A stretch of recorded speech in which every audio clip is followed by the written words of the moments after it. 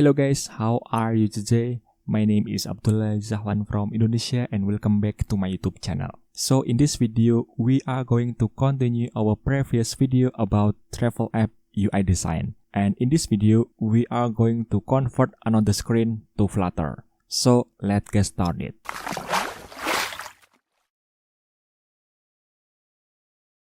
First of all, I want to say sorry for my English is not good, so if the word I use are incorrect, please help me to point out. So in the previous video, I have convert one screen to Flutter. And in this section, we are going to try to convert another screen to Flutter again. So make sure you have watched my previous video, and if you haven't yet watched my previous video, you can watch it now, link in the description below.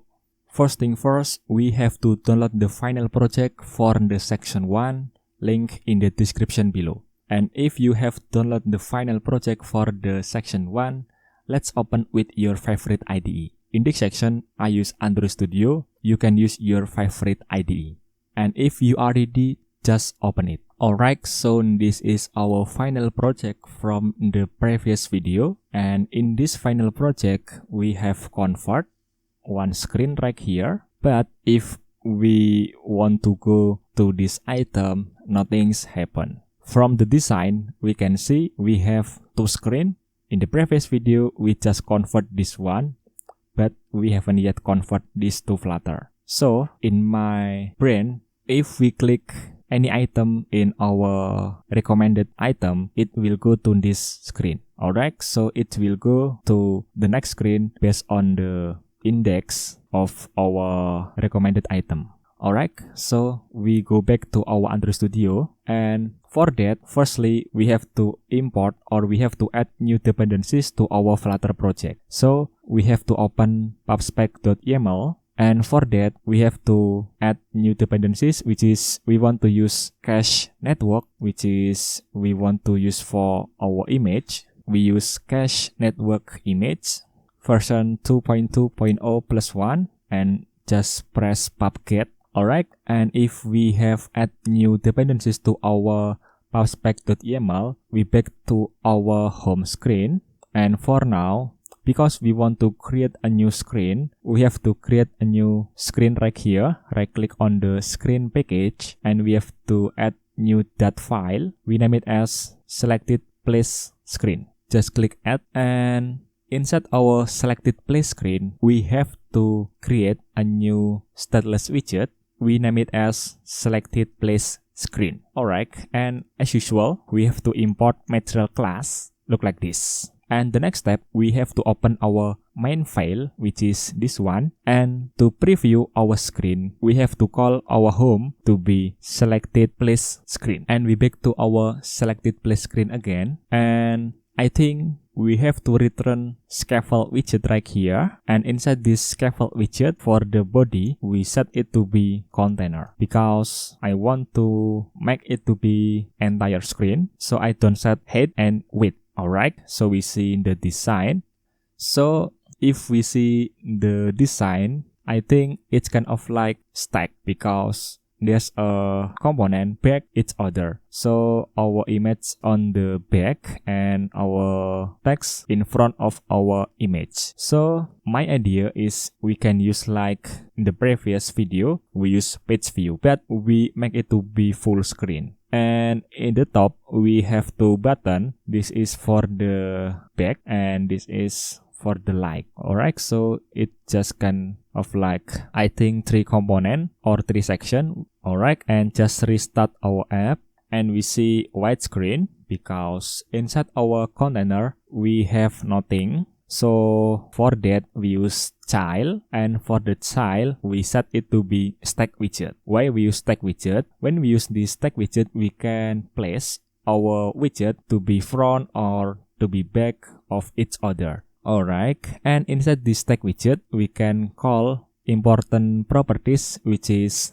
children. And children, it means that we can provide many widgets inside that, not just one widget. And as I said before, in my idea, we can use like page view, but we don't set like viewport. So we have to go to home screen file and we can scroll to the page view component. I think this one, we see page view. We can simply copy that and place right here, and for that we can give command right here, page view for image. We see error because we don't have controller, so we have to create new controller right here, and we assign with page view controller, and for the parameter we make it to be blank. But in the previous, for the controller, we set like viewport fraction, blah blah blah. But for the selected play screen, we don't set any viewport or any parameter right here because we want to make it to be full screen. Alright, that's my idea.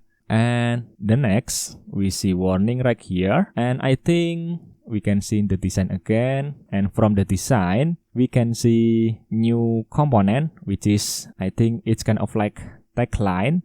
And this one is description, this one is price, and the important thing, we have array of image, or we can say array of string URL for our image. So I think we have to modify our recommended model, and to make it easy, I have prepared for that. So we can simply go to my GitHub. And this one, recommended model. And for that, in the previous, we just use name and string image. But I have modified like tagline and then list of string of our image URL and then description and price. So we can simply copy that and paste to recommended model. Alright, so we have modified our model. And we back to our selected play screen, and we have to create a constructor. Alright, so we see warning, and we have to call our model, which is recommended model, and we name it as recommended model. Look like this. Alright, and now we can use our model right here. And for the list.generate, we don't use recommendation.length, but we use recommended model.images.length. So when we check this component, it will go to our list of our image. And what inside our image, it's kind of like list of our string URL. And if we see, we have 5 URL right here, it means that it will return for us 5 image. Alright, just simple like that. And for the image, we don't use like network image, but we use cache network image provider. And for the URL, we use recommended model.image index. Alright, and we remove this child because we don't need this. Look like this. And below of our page view, it means front of our image, we want to show this one. So the concept, when we use stack widget, component that we say in the top, it will be on the back. Alright, so we say right here, custom navigation or custom button, as simple as that. And when we see this button and this button, it looks similar. So we don't need to create from scratch. So we have to go to home screen and we need to copy this one. And we paste right here, and we have to import our SVG picture class. And when we see, we have to change the icon, and for that we have to import new assets file. And if you want to import this file, you can download, link in the description below. And we just need to copy that to SVG. Alright, and now we can call our icon right here.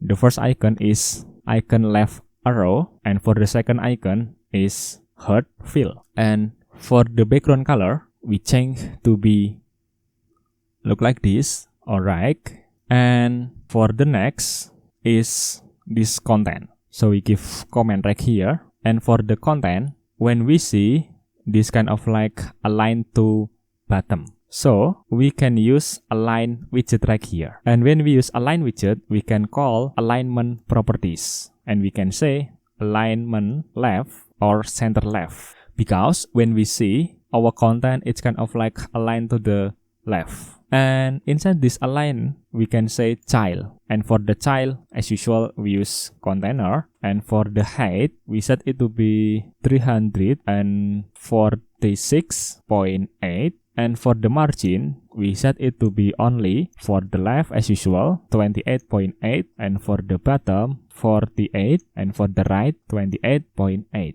And for the child, we use column widget. Why we use this column widget? Because when we see the design, my idea is the content is kind of like from the top to the bottom. So this, and this one. So why we use this column widget. And inside our column widget, we can call children. And for the first widget is for the indicator. When we see this one and this one, it looks similar. So we don't need to create from scratch, and we just need to go to our home screen and we go to our indicator, which is this one. Just copy this, paste to selected place screen, and we have to import smooth page indicator class. Alright, and for the count, we use recommended model.image.length. And for the color, we change to the white, look like this. And for the second widget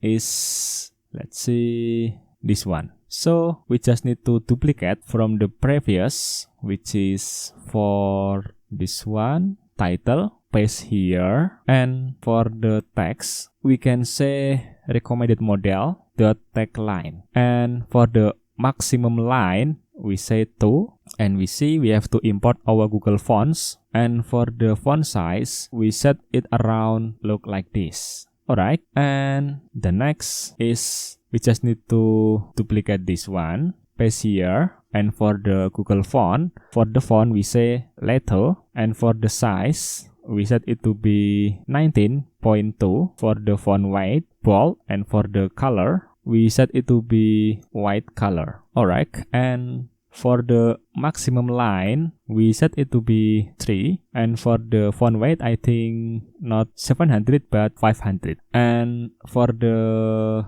text, we say description, as simple as that. And below that, we see like it's kind of like margin, but I think we have to modify for the padding. For the top, we say 19.2, and for the bottom, we remove this. And for this 19.2. Alright, and to give margin we use size box, and for the height set it to be 48. And below that we use row widget because it's aligned from the left to the right. Alright, and for that we use children again. And for the first we use column widget again because this align from the top to the left, from the top to the bottom I mean. And we use children, and inside this column widget, what we say, we can use two text widget. The first one is we say start from, and for the style, as usual, we use Google font,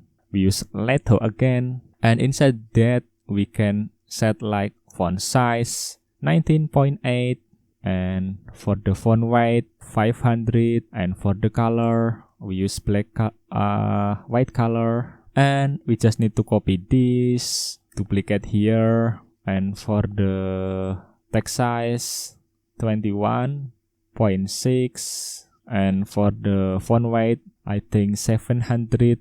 And for the text, what we say right here is $sign, and we use string concatenation using $sign, and we say recommended model.price.toString, and we say again alright. And below of our column widget we use container, and for the height 62.4. And for the decoration, what we say, we use box decoration because we want to give border radius, and for the border radius we use circular, and for that we say 9.6. And for the color we use white colors. And for the child we use padding, and inside this padding we can set padding, and what we say only left 28.8, and for the right 28.8. Alright, and for the child we use text widget, and for that we say explore now. And for the style, as usual, we use Google font, Leto again. And for the font size, we set it to be 19.2, and for the weight, we set it to be 700. And for the color, we use black color, look like this. So I think we have to wrap this padding with align widget because we want to align to be center. And for the alignment, we set it to be center, look like this. So look like this. So we back to our home screen. I think we have to back to main.dart, and for the home, set it to be home screen again. And we have to restart our app.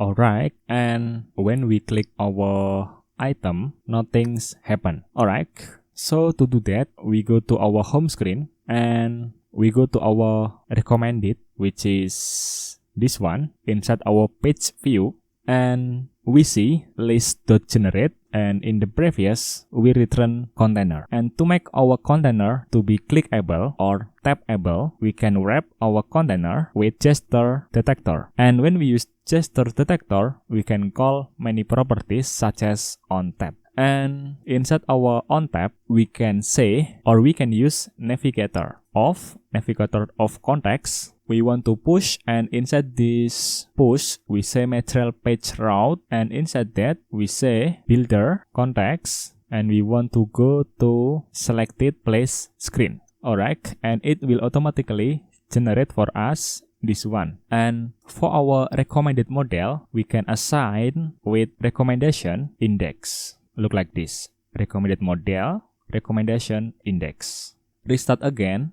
Alright, and now when we click our item, it will navigate to our selected place screen. But we see this is bad. So we back to our selected place screen, and firstly we have to remove this border radius. Alright, and the next is we have to remove this margin, and the next we have to remove our container. I think our width and height. Alright, look like this.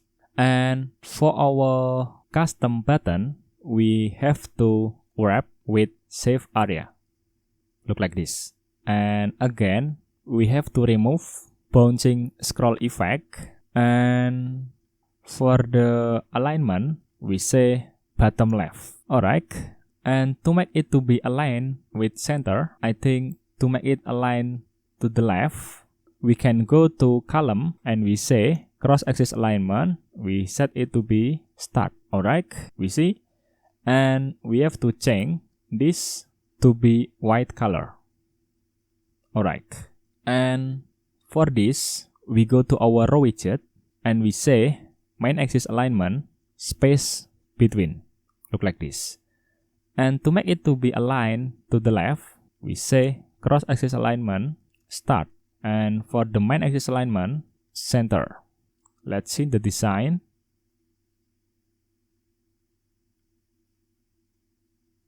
Let's click another.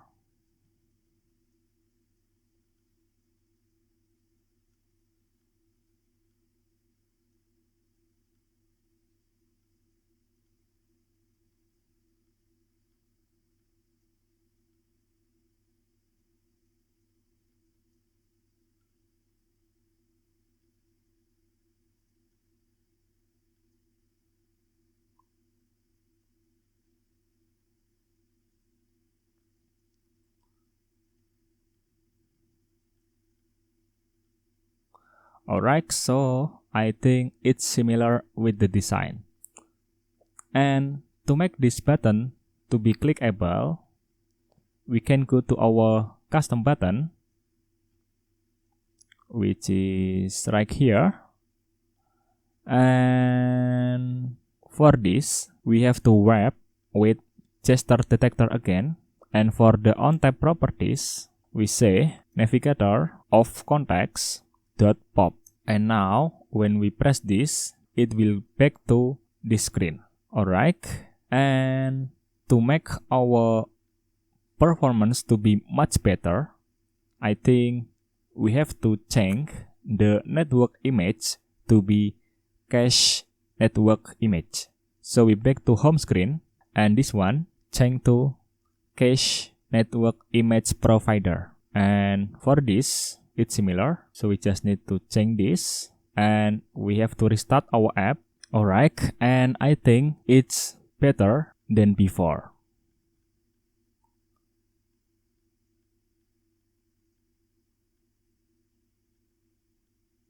Alright, I think it's similar with the design.